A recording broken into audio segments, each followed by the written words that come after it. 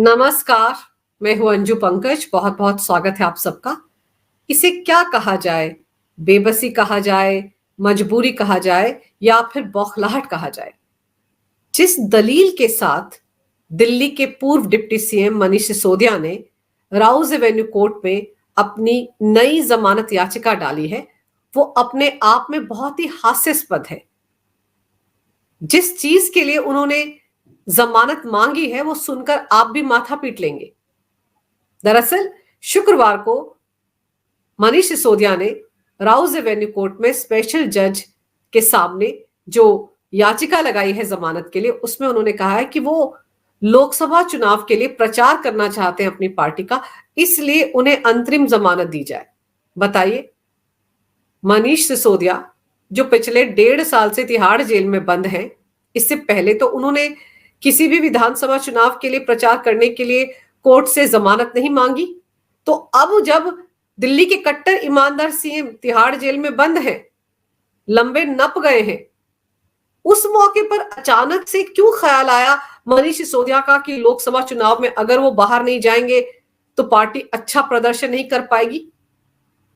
वो मनीष सिसोदिया जो इससे पहले दिल्ली हाई कोर्ट से लेकर राउज एवेन्यू कोर्ट से लेकर सुप्रीम कोर्ट तक में कई कई बार जमानत के लिए गुहार लगा चुके हैं, लेकिन उन्हें जमानत मिल ही नहीं पाई। उन्होंने तो सारे कार्ड खेले हैं। विक्टिम कार्ड खेला है, पत्नी की बीमारी का कार्ड खेला है, सहानुभूति कार्ड, इमोशनल कार्ड कि मेरे अलावा मेरी पत्नी की देखभाल करने वाला घर में कोई है ही नहीं। ये सारे कार्ड वो खेल चुके हैं, लेकिन हुआ क्या? उन्हें इसके बावजूद भी जमानत नहीं मिल पाई। और सबसे बड़ा झटका तो उन्हें सुप्रीम कोर्ट से लगा था 30 अक्टूबर को, जब कई महीने तक उनकी जमानत याचिका की सुनवाई चली थी और जस्टिस संजीव खन्ना ने उनकी जमानत याचिका को सिरे से खारिज कर दिया था, क्योंकि उस वक्त भी कहा गया था कि उनके खिलाफ पुख्ता सबूत ईडी के पास है, सीबीआई के पास है, इसलिए उन्हें जमानत नहीं दी जा सकती। और तब मनीष सिसोदिया ने सुप्रीम कोर्ट में यह भी कहा था कि वो जो विजय नायर है वो उन्हें रिपोर्ट नहीं करता था, वो तो आतिशी सिंह को रिपोर्ट करता था, वो सौरभ भारद्वाज को रिपोर्ट करता था। और यह भी कहा था कि ये नई आबकारी पॉलिसी का फैसला उनका अपना अकेले का फैसला नहीं था, बल्कि ग्रुप ऑफ मिनिस्टर्स ने यह फैसला लिया था। तो यानी कि एक तरह से उस वक्त उन्होंने अरविंद केजरीवाल की तरफ भी इशारा कर दिया था। और फिर जब ईडी की तरफ से कहा गया था कि 338 करोड़ का मनी ट्रेल उन्हें मिल गया है, तो सुप्रीम कोर्ट ने कहा था कि जो नई आबकारी पॉलिसी मनीष सिसोदिया ने बनाई, उसके चलते ही मनी लॉन्ड्रिंग का कांड हुआ। उसके चलते ही ऐसी पॉलिसी बनाई गई जिससे कि साउथ की लॉबी को फायदा हो, और जो पैसा आम आदमी पार्टी के खजाने में आया वो सिर्फ और सिर्फ सिसोदिया की बनाई हुई नई आबकारी पॉलिसी के चलते ही आया। इसलिए सवाल उठा था कि अगर बेनिफिशियरी आम आदमी पार्टी है तो ईडी और सीबीआई आम आदमी पार्टी को पार्टी क्यों नहीं बना रहे हैं? इसके बाद ही उसी दिन पहला सम्मन ईडी ने जारी किया था अरविंद केजरीवाल के लिए, और सिसोदिया की जमानत याचिका खारिज हो गई थी। एक जबरदस्त झटका लगा था उन्हें। उसके बाद क्या हुआ? अरविंद केजरीवाल को 9 सम्मन भेजे गए, वो हाजिर नहीं हुए। मनीष सिसोदिया की भी बार बार न्यायिक हिरासत बढ़ती चली गई। जब उन्होंने पिछले हफ्ते राउज एवेन्यू कोर्ट में जमानत के लिए अप्लाई किया था तो सीबीआई ने कहा था कि वो बहुत जल्द बड़े बड़े नेताओं को गिरफ्तार करने वाले हैं, इसलिए सिसोदिया को जमानत नहीं दी जा सकती, और वो बहुत प्रभावशाली नेता हैं, बाहर जाकर गवाहों को प्रभावित कर सकते हैं। उसके बाद फिर से उनकी न्यायिक हिरासत को बढ़ाया गया था, और शुक्रवार को एक नई जमानत याचिका लेकर पहुंच गए राउज एवेन्यू कोर्ट मनीष सिसोदिया। वो भी चैन से बैठने वाले नहीं है, वो लगातार अपनी जमानत याचिकाएं कोर्ट में दायर करते जा रहे हैं। और इस नई याचिका में जो वजह उन्होंने दी है वो अपने आप में बहुत ही हास्यास्पद वजह है। उनको क्या चुनाव प्रचार में शामिल होने के लिए जमानत मिल सकती है? वो बात अलग है कि कोर्ट ने ईडी और सीबीआई को इस मामले में जवाब देने को कहा है और अगली सुनवाई 20 अप्रैल को होगी। लेकिन बड़ा सवाल यह है कि मनीष सिसोदिया लोकसभा चुनाव में प्रचार करने के लिए बाहर जाना ही क्यों चाहते हैं? क्यों जाना चाहते हैं? क्या उनको यह लग रहा है कि अरविंद केजरीवाल तिहाड़ जेल में बंद है वो अब शायद बाहर ना निकल पाए और पार्टी के अंदर संजय सिंह के जमानत पर जाने के बाद क्या कुछ हो रहा है, ये खबरें हो सकता है सिसोदिया तक भी पहुंच रही हो। उनको भी लग रहा हो कि कहीं ऐसा ना हो कि पार्टी उनके और अरविंद केजरीवाल के हाथ से निकलकर संजय सिंह के पास चली जाए, क्योंकि संजय सिंह ने तो बाहर निकलने के साथ ही मोर्चा संभाल लिया है। सारे बड़े बड़े फैसले वो कर रहे हैं और भाभी जी सुनीता केजरीवाल बैकफुट पर चली गई हैं। बड़े दिन हो गए उनकी वो कोई प्रेस कॉन्फ्रेंस नहीं आई जब वो बड़े अंदाज के साथ अरविंद केजरीवाल की कुर्सी पर बैठकर दाएं बाएं तिरंगा लगाकर, पीछे बाबा साहेब अंबेडकर की फोटो लगाकर, शहीद आजम भगत सिंह की फोटो लगाकर, अरविंद केजरीवाल की सलाखों के पीछे वाली फोटो लगाकर तथाकथित प्रेस कॉन्फ्रेंस करती थी और अरविंद केजरीवाल की चिट्ठी पढ़ती थी। या तो अब हो सकता है कि अरविंद केजरीवाल ने चिट्ठियां लिखना बंद कर दिया है, इसीलिए वो इस तरह की प्रेस कॉन्फ्रेंस नहीं कर पा रही हैं, या फिर संजय सिंह के बाहर आने के बाद उनको समझ में आ गया है कि उनके हाथ में सीएम की कुर्सी नहीं आने वाली है।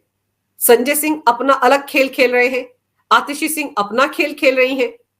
वो भी अब बैकफुट पर ही चली गई हैं, क्योंकि वो भी पहले की तरह सौरभ भारद्वाज के साथ बैठकर प्रेस कॉन्फ्रेंस नहीं कर पा रही हैं। संजय सिंह ने कमान संभाली हुई है, राजकुमार आनंद पार्टी छोड़कर चले गए हैं और सिसोदिया उनको इस बात को लेकर भी गुस्सा होगा कि भाई भाभी जी ने अरविंद केजरीवाल की सलाखों के पीछे वाली फोटो तो लगा ली, जो कि जुम्मा 4 दिन ही हुए थे उन्हें उस वक्त तिहाड़ जेल में आए हुए, लेकिन पिछले 1.5 साल से जो शख्स तिहाड़ जेल में बंद है, दिल्ली का पूर्व डिप्टी सीएम, उसकी तस्वीर नहीं लगाई। दीवार पर पीछे काफी जगह थी, अगर वो चाहती तो मनीष सिसोदिया की फोटो भी लगा लेती। सत्येंद्र जैन, जिनको अरविंद केजरीवाल कट्टर ईमानदार कहते थे, जिनके लिए अरविंद केजरीवाल ने कट्टर ईमानदार जैसा शब्द ढूंढा था, बनाया था, आविष्कार किया था इस शब्द का, उनकी फोटो भी नहीं लगाई।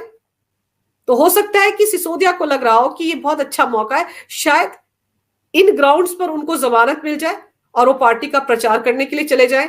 अजीबगरीब हालात है उनके। इधर संजय सिंह को जमानत मिली हुई है, इसके बावजूद वो एनसीआर छोड़कर नहीं जा सकते थे। एनसीआर छोड़कर जाने से पहले उन्हें ईडी को इस बारे में, कोर्ट को इस बारे में जानकारी देनी थी। अभी वो शुक्रवार को लखनऊ गए थे, अखिलेश यादव से मुलाकात करने के लिए दोनों ने एक प्रेस कॉन्फ्रेंस भी की थी। तो समझने वाली बात यह है कि संजय सिंह, जिन पर नई आबकारी पॉलिसी में शामिल होने का कोई आरोप नहीं है, सिर्फ दिनेश अरोड़ा के आदमी से 2 बार उनके घर पर 1-1 करोड़ रुपया डिलीवर किया गया था, जो उनके एक सहयोगी ने लिया था, यही आरोप उन पर है।